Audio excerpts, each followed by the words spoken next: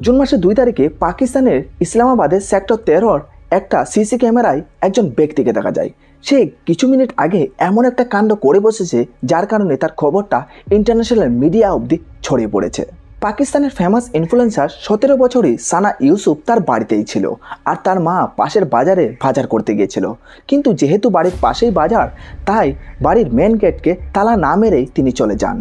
আর এই জিনিসটারই সুযোগ খুঁজছিল বাড়ির পাশে ঝোপঝাড়ে লুকিয়ে থাকা ওই ব্যক্তিটি, যাতে সে সুযোগ পেলেই বাড়ির ভিতরে ঢুকতে পারে। বাড়ির মধ্যে সানা আর সানার ফুপু মানে পিসি ছিল, আর কেউ ছিল না। ছেলেটি বাড়ি ঢুকে তার পিসিকে জিজ্ঞাসা করে সানা কোথায়। তার পিসি ভাবে হয়তো ছেলেটি সানার বন্ধু, তাই তিনি ইশারা করে জানিয়ে দেয় ওপরে আছে।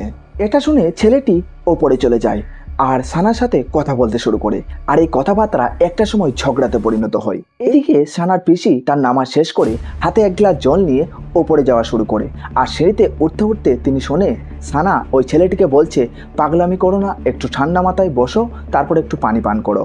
আর বাড়িতে এমন কোনো খ্যাবামি করবে না, কারণ বাড়ির আমার চারিদিকে ক্যামেরা লাগানো আছে আর বাড়ির বাইরেও ক্যামেরা লাগানো আছে। আর এটাই ছিল সানার শেষ কথা। এরপর দুটো গুলির আওয়াজ শোনা যায়।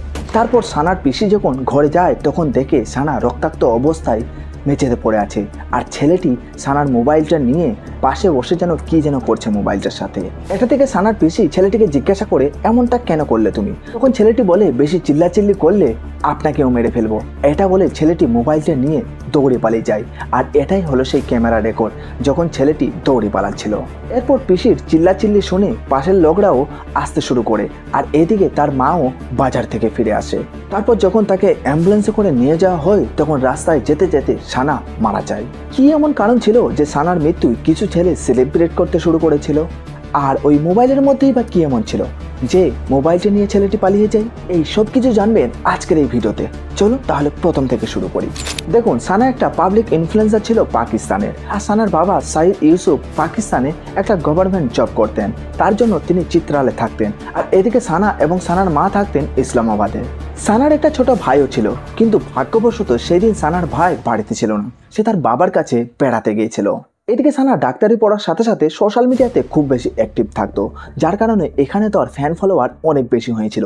যেমন টিকটকে তার ফ্যান ফলোয়ার ছিল 1 মিলিয়নেরও বেশি, আর ইনস্টাগ্রামে প্রায় 5 থেকে 6 লাখের মতো তার ফলোয়ার্স হয়ে দাঁড়িয়েছিল।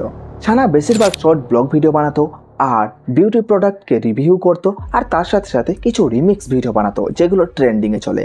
আর এই সব কিছুতে তার মা তাকে সাহায্য করতো। 2024-এর প্রথম দিকে সানার ইনস্টাগ্রাম ডিএমে একটা মেসেজ আছে যার নাম ছিল ওমর হায়াত। আর এই হলো সেই ওমর হায়াত যাকে আপনারা সিসি ক্যামেরায় প্রথমেই দেখেছেন।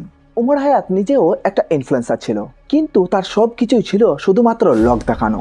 কারণ তার বাবার ছিল 4টে বিয়ে, আর 4টে বিয়ের মধ্যে 4র্থ নম্বর স্ত্রীর এটাই ছিল শেষ সন্তান। তার বাবা এমন কোনো বড় লোকও ছিলেন না, কিন্তু তার ছেলে সব কিছু বেচে কুচে এইরকমভাবে সোশ্যাল মিডিয়াতে অ্যাক্টিভ থাকতো যেন সে কোটিপতির সন্তান। এমনকি ওমর যেখানে বড় বড় নামি দামি গাড়ি দেখতে পেত সেখানে দাঁড়িয়ে এমনভাবে ভিডিও বানাতো যেন লোকে ভিডিও দেখে মনে করে এটা তার নিজেরই। আর এইভাবে সে শো অফ করে হাজার হাজার মেয়েকে নিজের জালে জড়ানোর চেষ্টা করতো।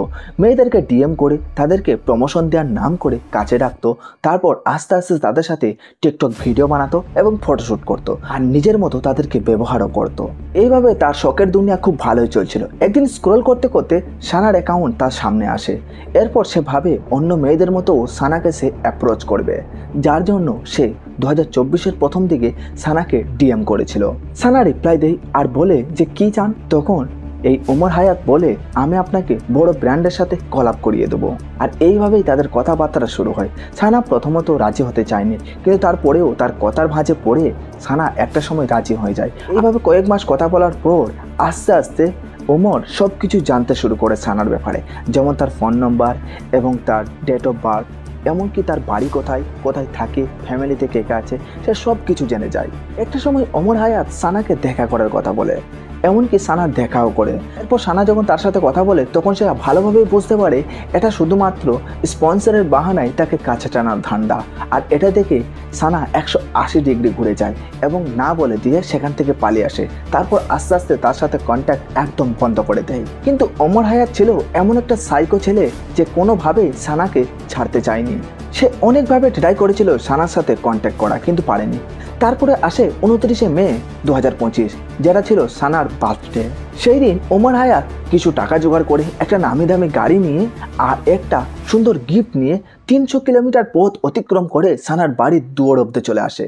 আর সেখানে সে ভাবে সে সানাকে উইশ করবে আর তার মন জয় করার চেষ্টা করবে, কিন্তু সানা তাকে বাড়িতে না ঢুকতে দিয়েই সেখান থেকেই তাড়িয়ে দেয়। আর এইখানে ভাগ্যটা কার খারাপ সেটাই বুঝতে পারছি না। যদি সানা হয়তো সেই দিন না তাড়াতো তাহলে আজ ঘটনাটা একটু আলাদা হতো। কারণ যখন সানা ওমরকে ফিরিয়ে দেয় তখন ওমরের মেল ইগোতে খুব বেশি ফাট হয়, যার কারণে সে প্রতিশোধ নেওয়ার জন্য উতালা হয়ে পড়ে। এরপর ওমর বাড়ি ফিরে আসে আর এদিকে সানা তার বার্থডে সেলিব্রেট করে তার ভিডিও বানিয়ে সোশ্যাল মিডিয়াতে পোস্ট করতে শুরু করে। আর এটা দেখে ওমরের আরও বেশি রাগ লাগে। আর একটা সময় সে সিদ্ধান্ত নেই যে যেভাবেই হোক সানাকে আর রাখা যাবে না, মেরে ফেলতে হবে। যার জন্য সে কিছু টাকা জোগাড় করে একটা পিস্তল ভাড়া করে কিংবা পিস্তল কিনে নেয় আর আবার ফিরে আসে ইসলামাবাদে। আর সানার বাড়ির আশেপাশে ঘুরতে শুরু করে আর সুযোগ খুঁজতে শুরু করে যে সানা কখন বাড়ি থেকে বেরোবে আর কিংবা তার বাড়ির গেট কখন খোলা পাবো। আর যখনই খোলা পাবো তখনই একটা কাজ করে দেখাবো। আর দুর্ভাগ্যবশত সেই সুযোগটা খুব তাড়াতাড়ি চলে আসে। জুন মাসের 2 তারিখে সানার মা যখন বাজারে যায় তখন ভুলবশত বা জেনে বুঝেই হয়তো বাড়ির মেন গেটে তালা না মেরেই তিনি বাজারে চলে যান।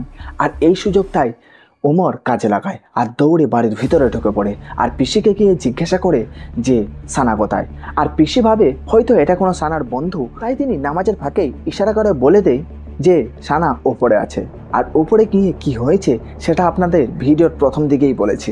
যখন এই ঘটনাটা সোশ্যাল মিডিয়াতে ছড়িয়ে পড়ে তখন কিছু মানুষ এটাকে নিয়ে বলতে শুরু করে যে ভালো হয়েছে সানাকে মেরে ফেলা হয়েছে, কারণ ওমর জঞ্জাল সাফ করেছে। আর কিছু ভালো মানুষ এটাও বলছে যে কেন এইভাবে একটা বাচ্চা মেয়েকে মেরে ফেলা হয়েছে, এটা একদমই ঠিক হয়নি। দেখুন, যারা মনে করছে যে সানাকে মেরে দিয়ে জঞ্জাল সাফ করেছে, এটা আমার মনে হয় তারা ভুল করছে। কারণ সানা এমন কোনো খারাপ ভিডিও পোস্ট করতো না যে কোনো ছেলের কামুক দৃষ্টি তার উপরে পড়বে। সে শুধুমাত্র শর্ট ব্লগ ভিডিও বানাতো আর হাসি খুশিভাবে থাকার চেষ্টা করতো। কিন্তু তার একটাই ভুল হয়েছে যে স্পন্সরের লোভ করে সে ওমর হায়াতের সাথে কথা বলতে শুরু করেছিল। এই বিষয়ে আপনার কি মতামত নিচে কমেন্টে জানাবেন। এখানে কার দোষ বেশি আর ওমর যেই কাজটা করেছে সেটা কি ঠিক করেছে নাকি ভুল সেটাও কমেন্টে জানাবেন। এবার বাকিটা কোর্টের উপরেই আমরা ছেড়ে দিই, যে কোর্ট যেই ডিসিশনটা নেবে সেটাই আসলে ঠিক হবে। এরকম ভিডিও আরও দেখার জন্য আমাদের চ্যানেলটি সাবস্ক্রাইব করতে বলবেন না। দেখা হচ্ছে আর একটা নতুন কোনো ভিডিওতে, ততক্ষণ আমাদের পাশে থাকুন। पाकिस्तान का पानी बंद कर दिया